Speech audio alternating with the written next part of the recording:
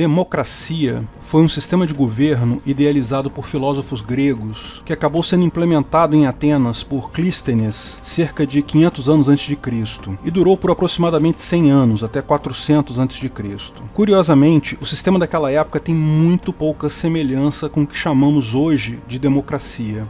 Para você ter uma ideia, o legislativo, ou a bulé, como era chamada, era escolhido por sorteio. Cada tribo tinha direito a 50 assentos e esses assentos eram sorteados entre os cidadãos daquela tribo, entre os cidadãos com mais de 30 anos. Não havia eleição para deputado, mas sim sorteio. Parece uma coisa estranha, mas faz muito mais sentido se você parar para pensar. Segundo a ideologia da democracia, a bulé, ou legislativo, o corpo das pessoas responsáveis por criar as leis, deve representar o povo, para que as leis sejam justas para todos. Se o legislativo deve representar o povo, por que não fazer um sorteio aleatório? Estatísticos já sabem há muito tempo que essa é a melhor forma de extrair uma amostra significativa de uma população. Além disso, o sorteio impede políticos profissionais, caras que ficam 24 anos no legislativo só sugando recursos do Estado. Evita aqueles que querem se tornar legisladores por mera ambição pessoal. Sinceramente, só tem lado positivo em relação ao modelo que se tornou padrão hoje. As leis elaboradas pelo legislativo, pela bulé, ainda precisavam ser aprovadas em via democrática direta, votação em praça pública, a tal da ágora, onde todos os cidadãos participavam. Os poucos cargos em que havia efetivamente uma eleição eram aqueles que demandavam conhecimento técnico, tais como comandantes do exército e etc.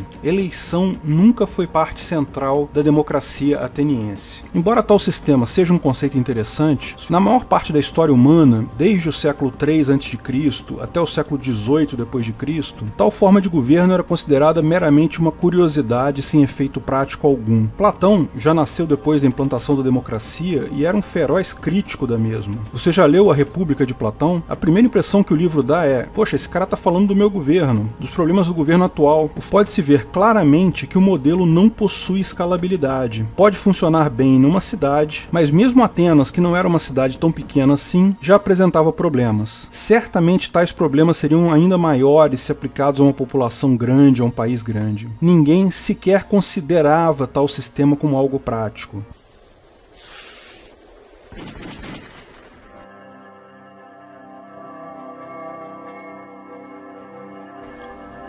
Afinal, democracia funciona? Ninguém levava a democracia a sério até o século XVIII, quando alguns filósofos começaram a reviver a ideia. Com a independência dos Estados Unidos e principalmente com a Revolução Francesa, o termo democracia começou novamente a ser usado. Ao longo dos séculos XVIII, XIX e XX, à medida que a democracia americana se consolidava e mostrava sua força, a maior parte dos governos mundiais se transformou em repúblicas democráticas. As monarquias europeias que ainda existem são meramente cerimoniais. Não há qualquer poder real na mão dos monarcas. É preciso apontar algumas coisas, porém. Como expliquei de início, o que entendemos por democracia hoje não é o mesmo que os gregos entendiam por democracia na época deles. Algumas ideias apenas foram tiradas de lá, mas a concepção é totalmente nova. E, na maior parte das vezes, não quer dizer a mesma coisa em todos os países. Cuba e Venezuela se dizem democracias. A Coreia do Norte, onde o líder supremo te condena à morte se você cortar o cabelo de um jeito diferente, tem o nome oficial de República Popular Democrática da Coreia. Há toda uma discussão semântica acerca do que significa democracia. Muita gente entende que hoje virou meramente uma buzzword política, sem significado próprio, tal como o fascismo, porém no sentido inverso, ou seja, no sentido positivo. Vou restringir o escopo aqui. Vamos avaliar democracia como Estado democrático de direito. Esse é um termo melhor, posto que permite traçarmos algumas características e excluirmos os casos atípicos. Todo Estado democrático de direito busca implementar a separação de poderes, por exemplo, geralmente legislativo, executivo e judiciário, de forma a permitir um sistema de pesos e contrapesos. Um poder fiscaliza o outro. Também possuem várias funções do Estado com mandatos fixos e limitados. estados. No Brasil, por exemplo, o mandato de um deputado ou do presidente é de 4 anos. Cargos importantes na estrutura do estado são escolhidos em votação popular via eleições. No Brasil, cargos no legislativo, líderes do executivo são escolhidos assim, vereadores, prefeitos, etc. Em outros estados, há eleições até para chefe de polícia, juiz, procuradores. Também é comum aos estados democráticos de direito o reconhecimento de direitos individuais, devido processo legal e outras garantias civis, que incluem o direito à propriedade privada e livre mercado.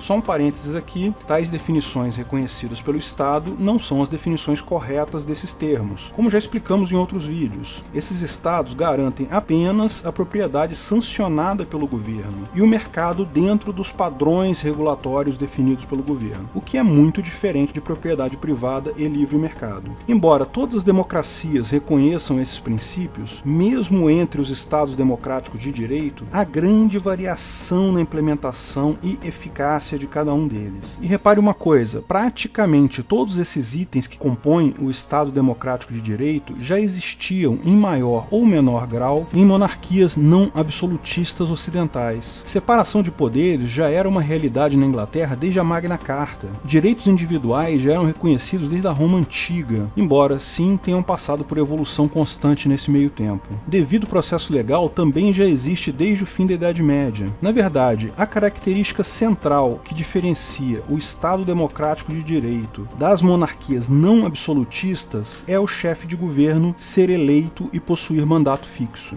Afinal, monarquias possuem uma falha básica: genética não garante competência. Mesmo um bom rei, como foi o Pedro II, nosso imperador, pode ter um filho que se tornará um péssimo rei, e não há nada que se possa fazer para evitar anos e anos de governo incompetente nesse caso. Esse ponto se resolve com mandatos definidos. Se um mau governante subir ao poder, ele pode ser retirado ao final do seu mandato, sempre algo ruim, mas é melhor isso do que esperar o cara morrer para poder substituí-lo. A partir da Segunda Grande Guerra, a democracia, ou o Estado democrático de direito, passou a ser o padrão de governos no mundo todo. Com isso, governante com mandato fixo passou a ser o padrão, trazendo prosperidade e riqueza para o mundo todo. Democracia certamente funciona então, né? Bom, não é bem assim. Como Hoppe explica no seu livro, Democracia, o Deus que Falhou, o sistema de fato não resolve o problema que se propõe a resolver e ainda introduz novos problemas. Não resolve o problema do mau governante porque, se genética não garante capacidade, eleição também não garante. O fato de podermos votar um novo governante não garante absolutamente que esse mesmo será um bom governante. São comuns situações em que um péssimo governante, um péssimo presidente, é substituído por outro ainda pior. Mas, além de não resolver o problema, ele introduz um outro problema.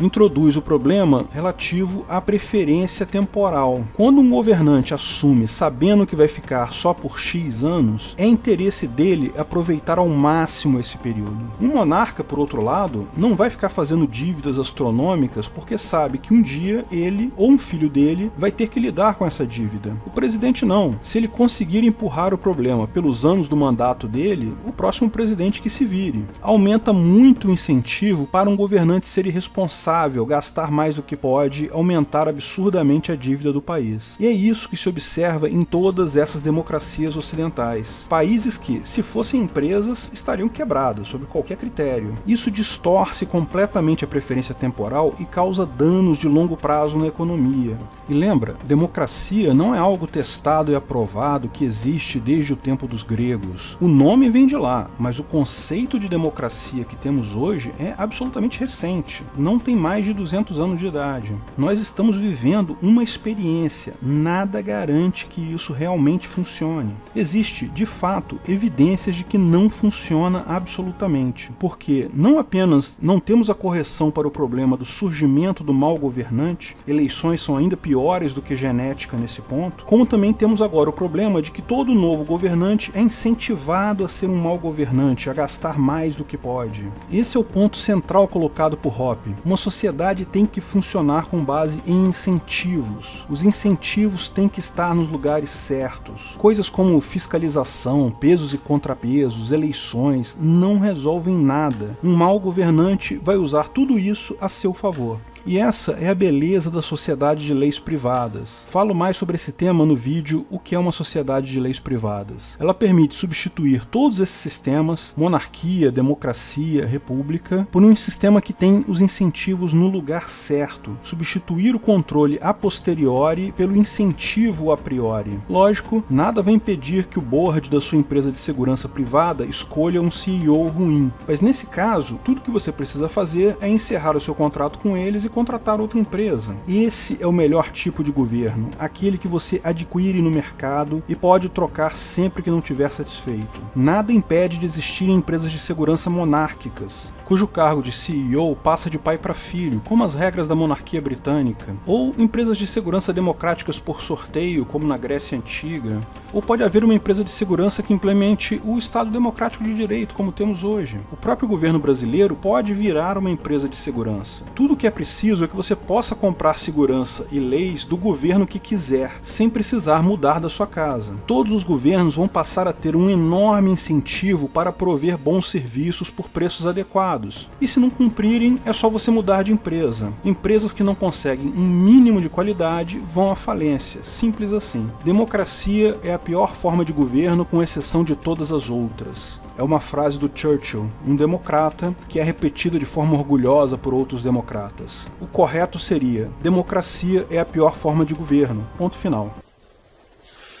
Se você gostou do vídeo, não esqueça de curtir e compartilhar. Comente abaixo se tiver qualquer dúvida ou se quiser sugerir novos temas. Se inscreva no canal e clique no sininho para ser avisado de novos vídeos. Lançamos vídeos novos todas as sextas-feiras, eventualmente algum vídeo extra durante a semana. Agradecemos a todos os nossos patrocinadores, principalmente nossos patrocinadores VIPs: areanobre.com.br, Bob Dias, Bruno Brinatti, Cláudio Góes, Délcio de Castro Júnior, Keller, Fabrício Biasotto, Gabriel Carres, Igor Vilela Bastos, Matheus Azevedo, Matheus Carvalho Silva, Matheus Nardi, Onias Vieira Júnior, Raul Batista, Rafael Andrade, Rodrigo Andolfato, Sérgio Leonardo, Thiago Abreu, Washington Matos Poloto. Se quiser contribuir com o canal, ajudar na divulgação do anarcocapitalismo, veja na descrição do vídeo de que formas você pode fazer isso.